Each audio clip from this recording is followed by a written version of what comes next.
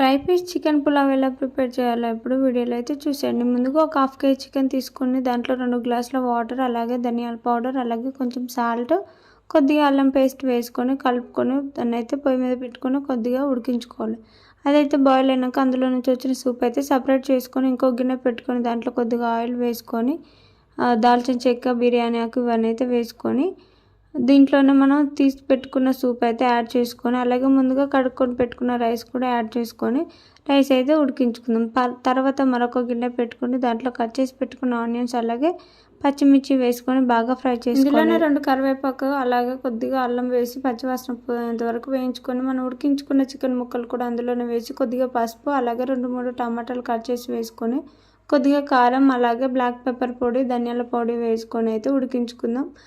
Fry piece chicken pulao అయితే ready అయిపోయింది. పైనుంచి కొద్దిగా కొత్తిమీర, పుదీనా వేసుకుంటే వేడివేడిగా చాలా బాగుంటుంది. ఒకసారి